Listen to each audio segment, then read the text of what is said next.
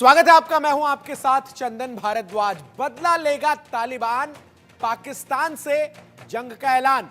क्योंकि तालिबान ने दो टूक कह दिया पाकिस्तान को कि उसके ऊपर जिस तरीके से हमले किए गए हैं, इन हमलों का वो बदला लेकर रहेगा और इन हमलों के बदले में वो ताबड़तोड़ एयर स्ट्राइक जो है वो करेगा।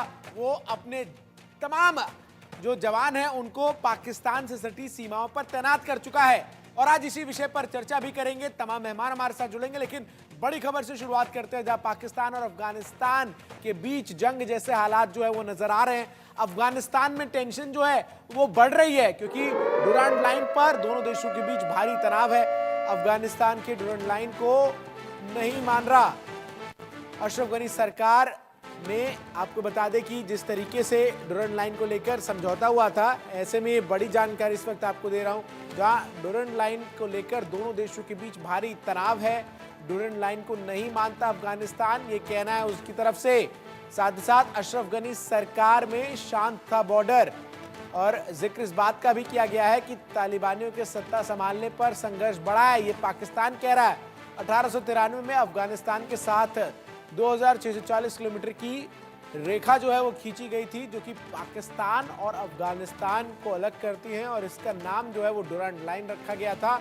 लेकिन जिस तरीके से पाकिस्तान ने अफगानिस्तान के कुछ हिस्सों में जो है वो लगातार हमले बोले हैं, ऐसे में अब तालिबान भी हमला करने की तैयारी कर रहा है। पाकिस्तान की तबाही किस प्रकार से तय है, जरा आप ये समझिए। क्योंकि जो स्थिति है, जहां पाकिस्तान और अफगानिस्तान के बीच जंग जैसे हालात में पाकिस्तान की तबाही तय नजर आ रही है। अफगानिस्तान के पास करीब 3 लाख से ज्यादा सैनिक जो है वो तैनात कर दिए गए। अमेरिका ने $7 बिलियन के हाईटेक सैन्य उपकरण जो है वो छोड़े हैं, जो इस वक्त किसके पास है? तालिबान के पास है। और इनमें क्या क्या है? M4 कार्बाइन और 82 mm की जो कार्टर मिसाइल्स हैं वो भी हैं। इसके साथ ही साथ आपको बता दूं कि यूएसए के ब्लैक हॉक हेलीकॉप्टर और A-29 लड़ाकू विमान के साथ हजारों बख्तरबंद सैन्य वाहन भी अफगानिस्तान के पास है। नाइट विजन, संचार, निगरानी उपकरण भी तालिबान के ही पास हैं। इसके साथ ही साथ रूसी हथियारों का भी एक बड़ा जखीरा जो है वो अफगानिस्तान में है, जो इस वक्त तालिबान के कब्जे में है। अफगानिस्तान में अमेरिका और रूसी सेना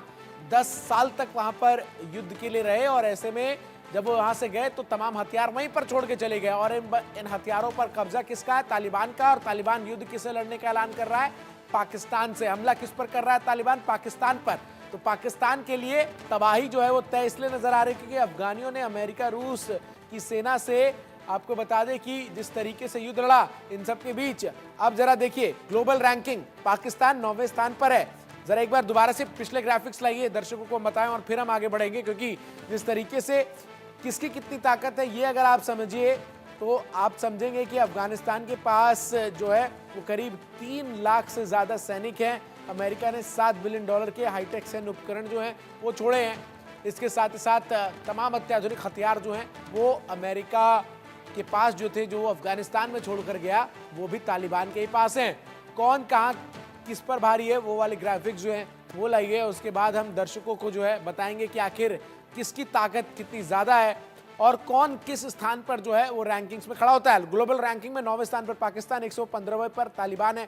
सैनिक 6.54 लाख जो है वो पाकिस्तान में है। इसके अलावा मिलिट्री व्हीकल्स 50,523 पाकिस्तान में, तो तालिबान में 6,555 है। विमान 1,435 है पाकिस्तान के पास, तालिबान के पास 17 है। लड़ाकू विमान तालिबान के पास एक भी नहीं है। हेलीकॉप्टर 11 तालिबान के पास है और पाकिस्तान के पास 352 है। अटैक हेलीकॉप्टर 57 पाकिस्तान के पास है और इनके पास कुछ भी नहीं है। टैंक 3,742 है। वहीं जो आधिकारिक आंकड़ा है उसके मुताबिक एक भी टैंक जो है वो अफगानिस्तान के पास नहीं है, तालिबान के पास नहीं है। हालांकि रूस और अमेरिका के जो टैंक्स हैं वो इस वक्त अफगानिस्तान के पास ही है, और अफगानिस्तान पर तालिबान का जो कब्जा है वो पूरी दुनिया जानती है किस तरीके से है। मनन द्विवेदी, विदेश मामलों के जानकार, इस वक्त मेरे साथ जुड़ रहे हैं। अनुज माथुर, डिफेंस एक्सपर्ट, भी मेरे साथ इस वक्त जुड़ गए हैं। मैं अनुज सर आप ही से शुरुआत करूंगा। जिस तरीके से पाकिस्तान की मौजूदा स्थिति है, उन तमाम स्थितियों में ये तालिबान जिस तरीके से अब एक्टिव हुआ है और उसने अब धमकी दे दी है कि भाई अगर हम पर हमला किया गया है तो हमले का भी हम माकूल जवाब देंगे, कैसे इसे पाकिस्तान देखिए? देखिए, ये जो पाकिस्तान की परिस्थिति है आज की तारीख में, वो एक बहुत टिपिकल परिस्थिति हो गई। अब उन्होंने आतंकवाद को जन्म दिया, आतंकवाद का एपिसेंटर पाकिस्तान है। उसके बाद तहरीक तालिबान पाकिस्तान उनकी खुद की बनाई हुई, खड़ी की हुई एक आतंकी संगठन है, और वो लगातार पाकिस्तानी सेना के ऊपर आक्रमण कर रहे हैं। पाकिस्तान की परिस्थिति आज ऐसी है कि उनके 3 लैंड नेबर्स हैं, भारत, ईरान और अफगानिस्तान, और तीनों के साथ उनके संबंध खराब हैं। और इनफैक्ट बिल्कुल वॉर लाइक सिचुएशन ईरान के साथ भी थोड़े दिनों पहले आ गई थी, अब अफगानिस्तान के साथ है, और भारत के साथ तो पहले से खराब रहा है। तो अब पाकिस्तान को बहुत सोच समझ करके एक्शन लेना पड़ेगा। आप जो अभी कंपैरिजन कर रहे थे दोनों सेनाओं का, देखिए इस प्रकार के कॉन्फ्लिक्ट्स में सेनाओं का इस प्रकार कंपैरिजन करना मेरे हिसाब से बिल्कुल सही बात नहीं होती है। आर्मीज का जब इंपैक्ट होता है वो तब होता है कि आर्मी कितनी बड़ी है उससे अंतर नहीं पड़ता है। आर्मी की क्या कंपोनेंट्स आप पॉइंट ऑफ डिसीजन पर ला करके अप्लाई कर सकते हैं, वो मायने रखता है। मेरा कहने का अर्थ ये है कि आप कितने, आपके पास 2 लाख सैनिक हैं, 2 लाख में से कितने सैनिक अफगानिस्तान के खिलाफ आप युद्ध के मैदान में उतार सकते हैं। 50 टैंक, 5000 टैंक हैं, तो उनमें से कितने टैंक वहां पर लगा सकते हैं, वो मायने रखता है। तो पॉइंट ऑफ डिसीजन पे एप्लीकेशन ऑफ फोर्स उसका उसका वो मायना रखता है। और जिस प्रकार का वॉरफेयर अफगानी लड़ाके करने वाले हैं, अगर हुए तो मुझे अभी भी नहीं लगता कि ये युद्ध की जैसी हालात हैं, लेकिन अगर हुआ तो वो जो आतंकवाद जिस प्रकार से पाकिस्तान भारत में करता चला आया है, उस प्रकार से वो घुसपैठ करके और पाकिस्तान की सेना और पाकिस्तान के इंपॉर्टेंट इंस्टॉलेशंस, चाहे वो लॉजिस्टिक इंस्टॉलेशंस हो, कम्युनिकेशन इंस्टॉलेशंस हो, हेडक्वार्टर्स हो, उनके ऊपर लगातार हमले करता रहेगा, जैसे कि वो अभी तक करते चले आए हैं। कुछ दिन पहले ही उन्होंने पाकिस्तान के आर्मी के बेस पे हमला करके 16 पाकिस्तानी सैनिकों को खत्म कर दिया था। शायद ये एयर स्ट्राइक्स उसी का कहीं ना कहीं वो उसके वजह से करी गई। अब ये इस प्रकार की एयर स्ट्राइक, एक मिनट हो, इस प्रकार की एयर स्ट्राइक्स जो हैं वो बाकायदा इंटरनेशनल लॉ का वायलेशन है, और ये अफगानिस्तान अब पूरी तरह से मेरे ख्याल से जायज है उनके लिए इसके खिलाफ एक्शन लेना। ठीक है, मैं मनन द्विवेदी जी आपके पास आ रहा हूं, लेकिन उससे पहले मैं दर्शकों को एक और बड़ी जानकारी दे दूं। जहां टीटीपी के बड़े सरगना ने पाकिस्तान को धमकी दी है, पाकिस्तान को गंभीर परिणाम भुगतने होंगे। पाकिस्तानी सेना और सरकार, दूसरा इजराइल पाकिस्तान सेना के खिलाफ एक्शन जिहाद का हिस्सा। तो ये बड़ी जानकारी आपको दे रहे हैं। टीटीपी की तरफ से जो चेतावनी है वो दी गई है, और कहा गया है कि गंभीर परिणाम जो है वो भुगतने होंगे, और पाकिस्तानी सेना को दूसरा इजराइल बताया है, और कहा है कि हमारे साथ वैसा ही हो रहा है जैसे इजराइल जो है वो गाजा में लोगों के साथ कर रहा है। यानी पाकिस्तान के लिए एक तरफ तालिबान, दूसरी तरफ बलोच, और तीसरी तरफ अभी टीटीपी संगठन जो है वो भी एक बड़ी चुनौती के तौर पर खड़ा हो रहा है। लेकिन आखिर मकसद क्या है टीटीपी का, ये जरा आपको समझा देते हैं। क्यों टीटीपी की तरफ से ये धमकी जो है वो दी जा रही है, और आखिर टीटीपी की इन धमकियों का असर क्या होगा पाकिस्तान पर, ये आपको समझना है। तो आइए ग्राफिक्स के जरिए जरा नजर डालते हैं कि टीटीपी का मकसद क्या है। तो देखिए क्या है टीटीपी का मकसद, मैं आपको जरा बताता हूं। क्योंकि टीटीपी जो संगठन है उसने धमकी सीधा पाकिस्तान को दी है, और कहा है कि भाई अंजाम जो है वो भुगतने होंगे। खैबर पख्तूनख्वा प्रांत पर जो है वो कब्जा करना चाहता है टीटीपी। इसके अलावा कबायली इलाकों में अपना शासन जो है वो चलाना चाहता है। साथ ही साथ पाकिस्तान के संघीय सरकार के जो ढांचे हैं उसमें ये जो है वो अपनी दखल चाहता है। इसके अलावा पाकिस्तान सेना का ये मुकाबला कर रहा है। पाकिस्तान में शरिया कानून को सख्ती से लागू करना भी टीटीपी के मकसद में से एक रहा है। साथ ही साथ पाकिस्तान को इस्लामिक खलीफा शासन में लाने का इरादा टीटीपी कई बार जाहिर कर चुका है। साथ ही साथ पाकिस्तान की मौजूदा सरकार को उखाड़ फेंकने की कई बार बात टीटीपी के लोग जो है करते नजर आते हैं। खैबर पख्तूनख्वा पर कब्जा भी करना उनका एक लक्ष्य रहा है। अब टीटीपी का तालिबान से कनेक्शन कैसे है ये जरा आप समझ लीजिए। तालिबान टीटीपी का जुड़ाव जो है वो कई सारी एक्टिविटीज, गतिविधियों से है। दोनों ही धार्मिक विचारधारा पर चलते हैं, दोनों की धार्मिक विचारधारा एक समान है। दोनों संगठनों का जो केंद्र है वो धर्म पर आधारित है।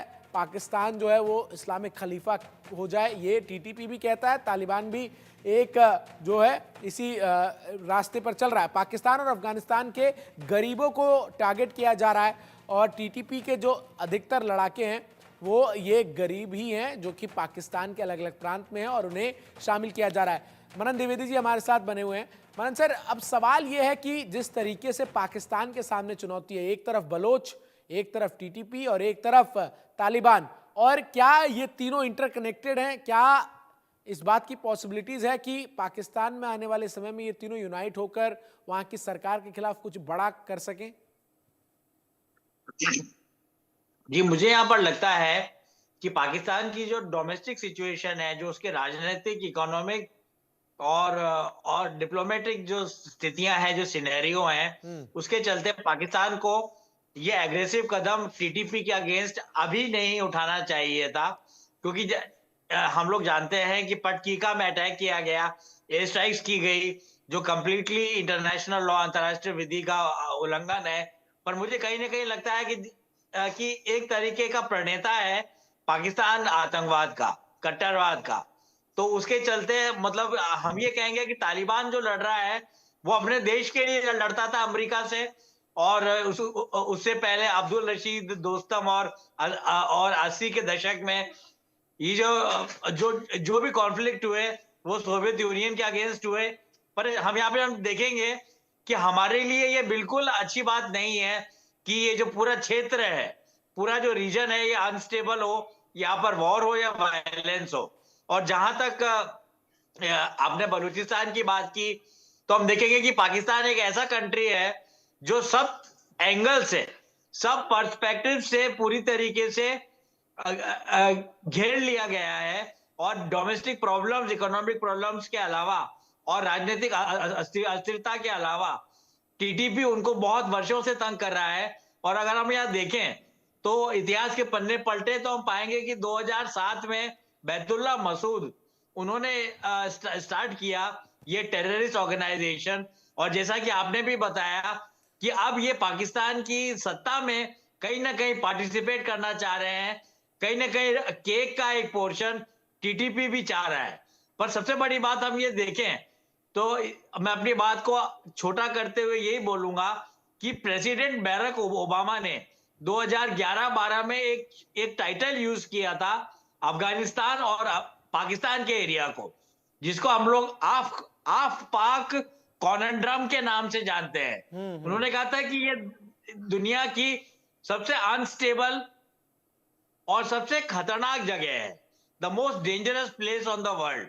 और सबसे बड़ी बात है कि ये बात ये बोली गई थी, और अगर हम आगे इस बात को, इस आर्ग्यूमेंट को बढ़ाना चाहें तो एक बूमरैंग फिनोमेना होता है जो पाकिस्तान भी फील कर रहा है, और जो अमेरिका कई बार झेल चुका है, वो ये कि बच्चों के खेलने का एक, जैसा हम लोग पार्क में बच्चों के साथ डिस्क से खेलते हैं, वो वापस नहीं आती।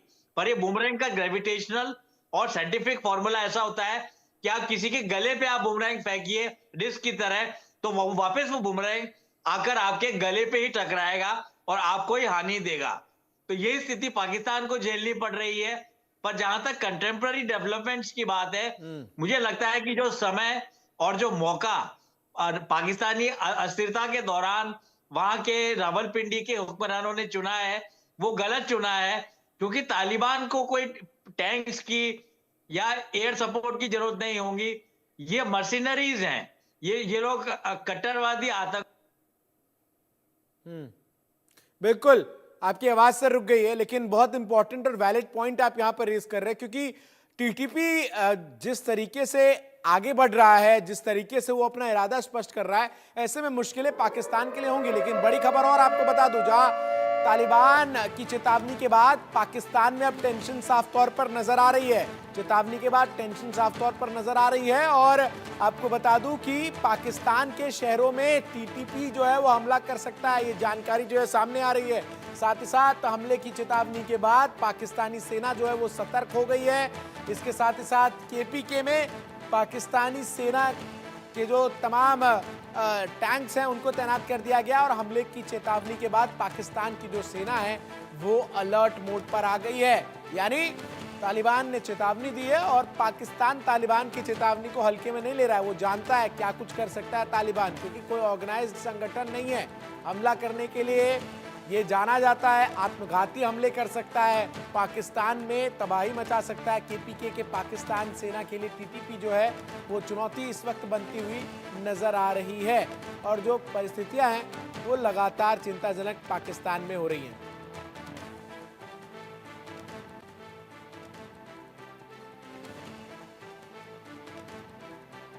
मेजर जनरल अनुज माथुर सर से मैं ये जानना चाहूँगा, सर सवाल यहाँ पर अब ये खड़ा हो जाता है कि टीटीपी, बलोच लिबरेशन आर्मी और तालिबान, इन तीनों का इंटरकनेक्शन क्या है ये तो हमने दर्शकों को बताया ही, लेकिन जो पाकिस्तान है जिसने तालिबान को पाला पोसा बड़ा किया अफगानिस्तान में, अब जब तालिबान सत्ते में काबिज है तो पाकिस्तान के संबंध जब से तालिबान सत्ता में काबिज हुआ है एक भी दौर ऐसा नहीं रहा हो जब संबंध जो है वो मधुर रहे हो और तालिबान जो है वो पाकिस्तान को as a competitor, as a चुनौती जो है वो ले रहा है। बिल्कुल, देखिए आप अगर वो जो 2019 का सिनेरियो है उसको अगर आप देखेंगे तो किस प्रकार से पाकिस्तान ने पूरी दुनिया को यह बताने का प्रयास किया था कि अफगानिस्तान में जो हुआ है वो हमारी वजह से हुआ है और अफगानिस्तान के पूरे हम उनके ऊपर हमारा हाथ है और कोई बीच में ना आए। उन्होंने इंडिया को कहा था कि आप हमारे बीच में बोलने का प्रयास ना करें। लेकिन देखिए, अफगानिस्तान के जो तालिबान लोग हैं उनका कोई इस प्रकार की चीजों से कोई लेना देना नहीं है, ये बात बिल्कुल निश्चित है। 2-3 चीजें मैं आपको बताना चाहता हूं। पहली बात यह है कि जो तालिबानी लड़ाके हैं, क्यों मैं थोड़ी देर पहले बता रहा था कि क्यों इतनी बड़ी सेना का और उनका मुकाबला नहीं करना वाजिब, क्योंकि पाकिस्तान अफगानिस्तान के लड़ाके, टीटीपी के लड़ाके पाकिस्तान के कोने कोने में हैं और वो एक इशारे पर किसी भी कोने में कोई भी कार्रवाई करने के लिए बिल्कुल सक्षम है और कर रहे हैं, आप देखेंगे। ये दूसरी बात ये होती है कि जो बाकी जगह अनरेस्ट है, वो अनरेस्ट वाले जो लोग हैं वो भी इस समय की परिस्थिति कमी है सर, इसलिए मैं माफी के साथ रोक रहा हूं। एक बड़ी खबर मुझे दर्शकों को बतानी है।